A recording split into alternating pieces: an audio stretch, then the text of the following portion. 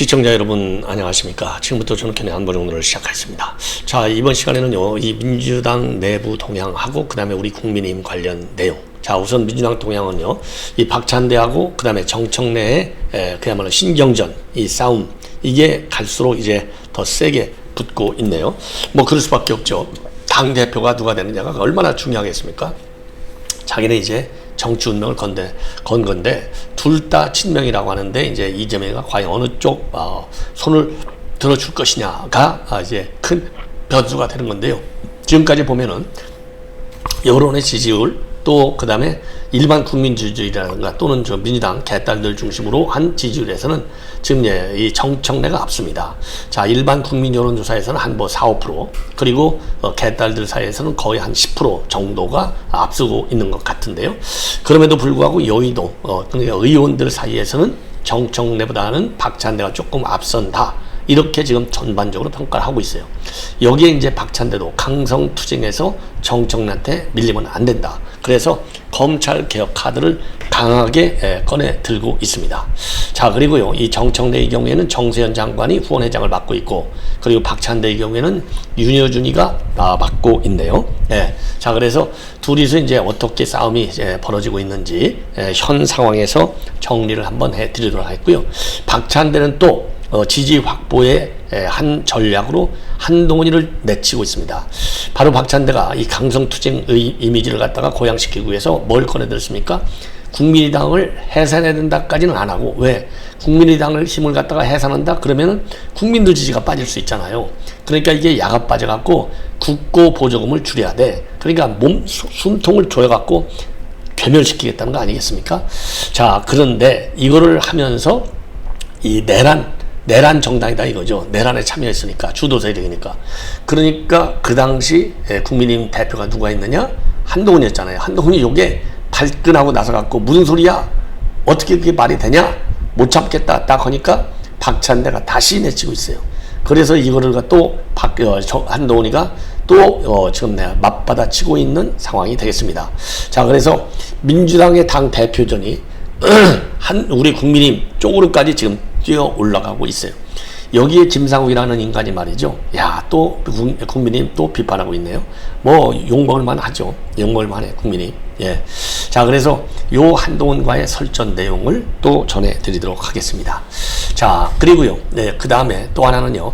지금 이제 하나는 이제 이 송국권의 현장 정치라고 그래서 아시아투데이의 칼럼 내용을 말씀을 드리겠는데, 이재명 정부한테 드리워지고 있는 이 먹구름이 있다. 그게 바로 뭐냐? 재판 리스트가 과연 재판 리스트를 깔끔하게 거쳐낼 수 있을 것이냐. 예. 자, 그런데 이제 논지를 보면은, 왜냐면 뭐 지금 전부 다 재판이 중단되니까, 그러면 이 중단이 이재명 재판을 갖다가 임기 중에 안 하겠다는 게 아니라 기일을 갖다가 후일에 지정한다 이렇게 돼 있잖아요. 기일을 후일에 지정한다는 얘기는 오전에 언제라도 재개될 수 있다. 그러면 요 재개될 수 있는 여건은 언제 생길 것이냐 한 대여섯 가지를 얘기하고 있어요. 그 중에 이제 하나가 검찰에서 기소 취소하는 거, 이의 신청을 하는 거죠. 이의 신청을 하면은 이게 기소 취소가 아니고, 죄송합니다. 이의 신청할 경우에는 재판을 다시 할 가능성이 대법원에서만 빵빵빵 인정이 되면 그게 쉽지 않죠. 그 다음에 헌법 84조와 6권의 해석을 바꿔버리는 거예요. 재판 중단 안 돼. 이건 누가 하느냐? 헌재에서 한다. 요것도 좀 어려워요. 그리고 이제 판사들 인사 개편, 그러면 강성 판사가 올 경우는 가능성도 있다. 이것도 저는 어렵다고 봅니다. 그 다음에 하나 이제 지지율이 떨어지면 어떻게 할 것이냐? 그러면 지지율 떨어지면은 이제 힘이 빠지니까 판사들 법원이 힘을 받을 수 있다는 건데, 예, 뭐 논리적으로는 맞는 얘기예요. 논리적으로야 맞는 얘기지만 추론적으로는 지금 보면 임기 5년이니까 언제라도 바닥으로 빠질 수는 있겠죠. 아니 뭐 그렇지 않은 정권이 없잖아요. 그렇지 않은 정권이 없어. 자, 그런다 하더라도 상당한 시간이 걸릴 것이다. 예, 왜? 여론 조작 이거 누가 지금 안 시켜도 잘하는 기관이라고 볼 수 있는 기관들이 여론조사 기관, 지금까지 지금 흐름을 보면 그런 뭐라 그럴까요? 비판과 우려와 그리고 의혹이 생기지 않을 수 없다는 거죠. 예. 자, 그래서 요 송국권 그냥 아시아투데이의 개건 논설위에 이 칼럼을 중심으로 해서 소개해드리겠고, 그 다음에는요, 제가 이 앞방송에서도 말씀드리다 못 드렸던 김순덕 칼럼. 예. 김순덕 지금 동아일보 이제 기자죠. 대기자까지 마쳤는데, 동아일보의 김순덕의 도발, 요 칼럼이 있어요. 여기에서 지금 대통령실이 이렇게 성남 도배, 윤석열 정부 때는 검찰 도배했는데, 성남 도배, 윤석열 정부 때 검찰 도배했다고 그렇게 욕을 하더니 너희들은 달라진 게 뭐야? 이래갖고 되겠어? 과거 정권 못 봤어?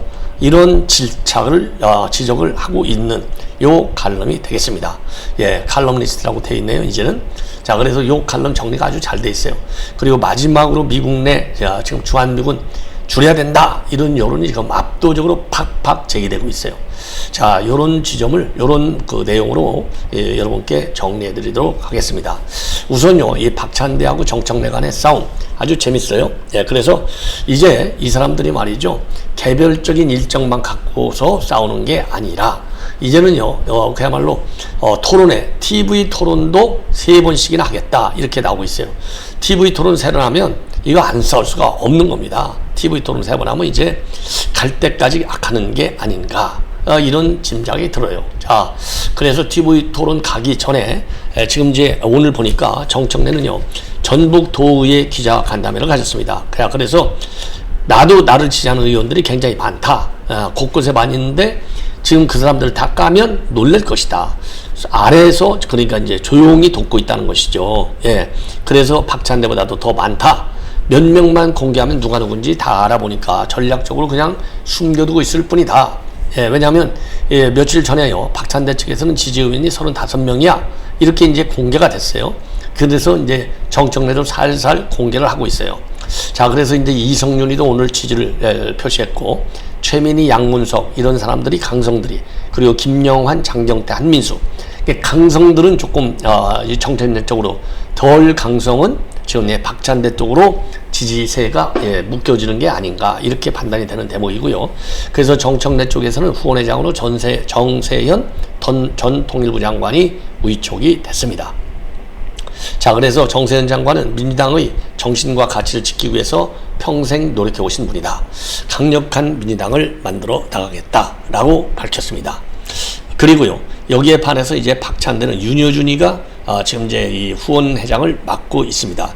왜? 윤여준이 갖다 앉히면 윤여준을 누가 모셨어요? 이재명이가 모시다가 상임 총괄 선대위원장을 맡겼잖아요. 그러니까 이거는 명심은 나한테 있어, 이거를 갖다가 이제 상징적으로 보여주기 위한 이 조치의 일단이 아닌가.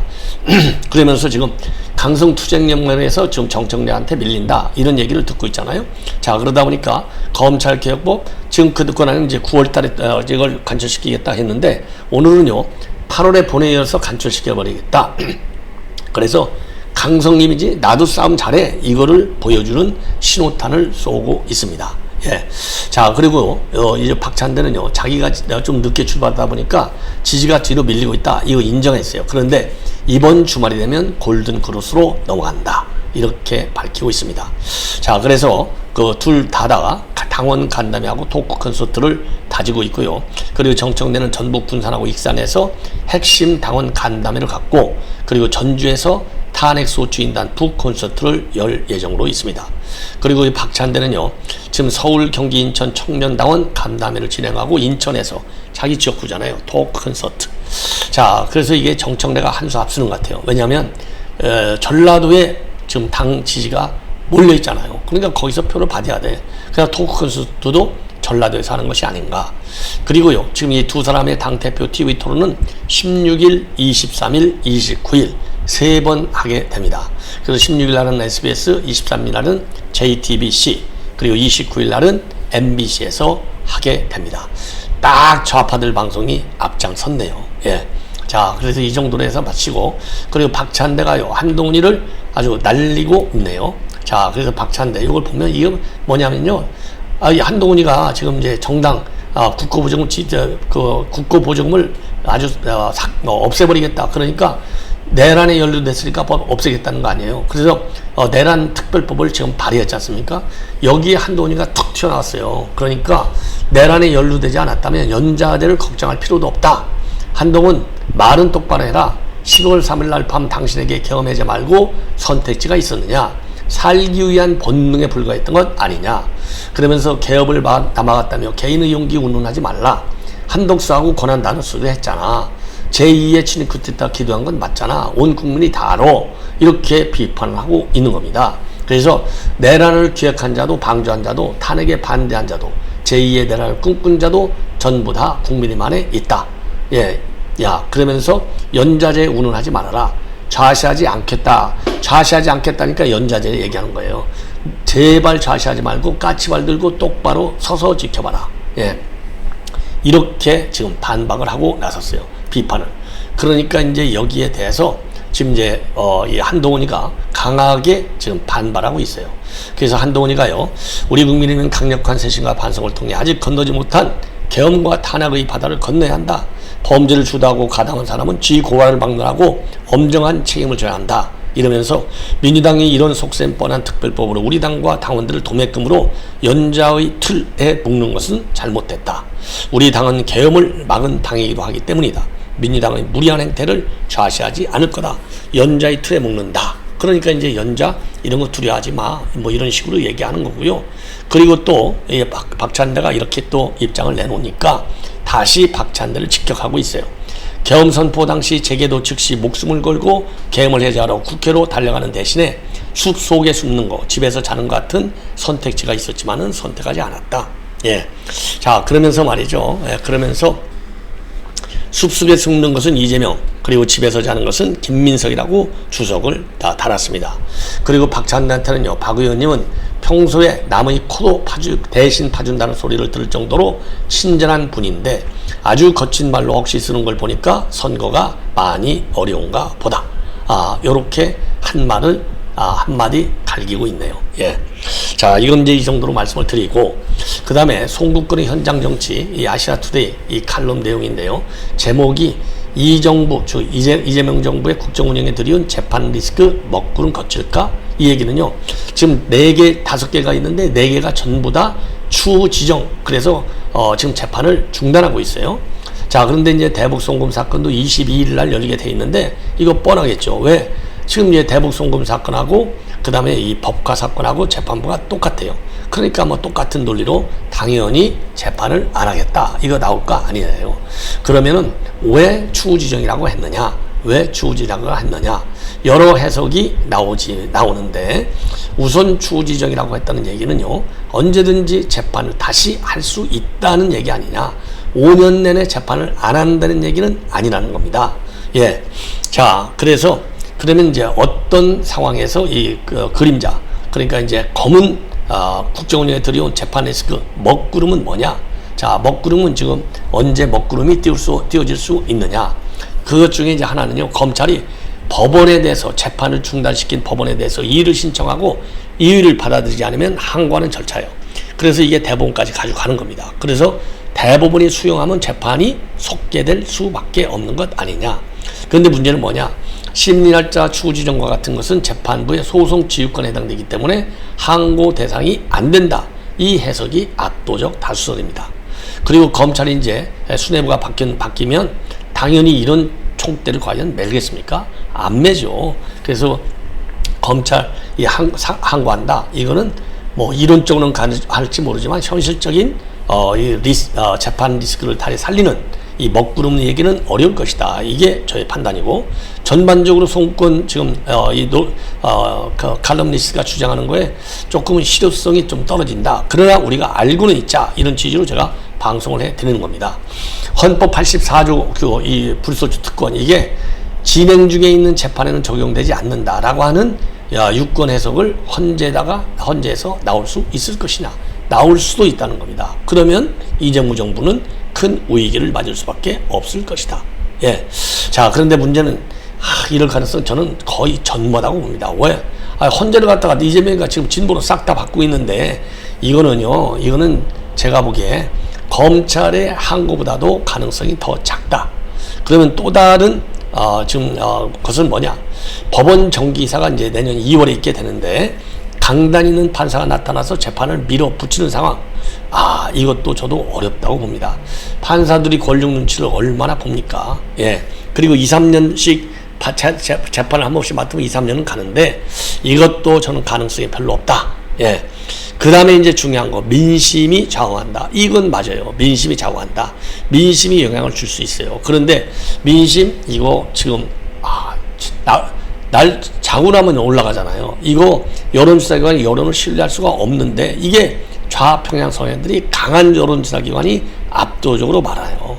자, 그래서 재판을 다시 해야 돼 라고 할 정도의 지지론이 커질 것이냐. 글쎄요. 저는 퀘스천 마크입니다. 예. 자, 그러면 이렇게 해서 이제 이 먹그림자가 띄워지는데 이런 거를 막기 위해서 이재명이가 다양한 장치를 하고 있다. 그 중에 우선요, 측근들을 갖다가 요소요소에 갖다 배치하는 거예요. 우선 친명치륜의 자장이다 연수원 동기인 정성호를 갖다가 법무장관에 지명한 거예요. 그리고 대북 송금 사건을 본래했던 김희수 변호사를 국정원 기조실장. 왜? 더군다나 국정원에 이 대북 송금 사건은 직접 연결돼 있잖아요. 국정원의 정보관이 보고서를 국정원에다 내가지고 국정원 보고서를 가지고 유무죄를 판단하는 자료로 썼지 않습니까? 이게 얼마나 이 보호장치입니까? 그리고 민정수석실에 이재명의 변호인들이 완전히 쫙 나래비로 줄 서서 임명이 됐어요. 이거 안 되는 것이죠. 지금 이러다 보니까 이런 지금 내부 장치를 단단히 해놓고 있다는 겁니다. 예. 자, 그 다음에 아까 얘기했던 이제 김희수 비서실장, 그 다음에 이제 장관으로서는 정성호, 그 다음에 윤호중, 이런 사람들, 예. 윤호중, 그리고 공소시효 화두를 던진 정성호를 갖다가 법무장관에 발탁한 거, 이거 당연히 방탄벽을 치는 조치 중에 하나이죠. 예. 자, 그래서 그리고 민정수석실, 국회, 여기에 이제 쫙 배치되어 있잖아요. 민정수석실에 있는 사람들을 보면은 이태영 민정비서관, 변호사비 대나무 역의 주인공이죠. 전치형 공직기강 비서관, 이장형 법무비서관, 조상호 민정수석실 선임행정관, 이런 사람들이 이재명 변호인들이 전부 민정수석실로 가 있어요. 예.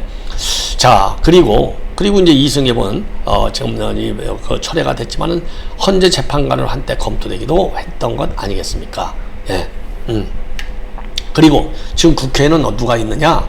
박균태, 김기표, 김동화, 양부남, 이건태가 지금 딱 그야말로 공천장을 줘가지고 돼 있지 않습니까? 그래서 이재명 정부에서는 지연학연 위에 법연이 있다, 이런 얘기까지 지금 나오는 겁니다.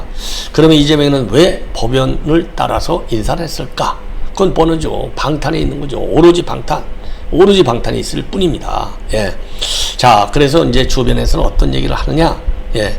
이재명이가 이러한 사람들을 참본인을 데리고 국민이 인정할 만한 성과를 내면 국정에 들이온 재판 리스크 먹구름을 거친다. 그러나 반대로 임기 중 실책이 잇따르면서 지지율이 떨어지고 국정 장악력이 약해지면 먹구름이 폭풍우처럼 변할 수 있다. 이런 주장을 하고 있는 겁니다. 예. 자, 이렇게 해서 본 방송은 마치도록 하겠고요. 지금 김순덕 칼럼, 이게 제가 여러 차례 지금 시도를 하는데 이 칼럼이 좀 길어요. 그래서 요거는 바로 이어지는 방송을 통해서 여러분께 분석을 해 드리도록 하겠습니다. 시청자 여러분, 대단히 고맙습니다.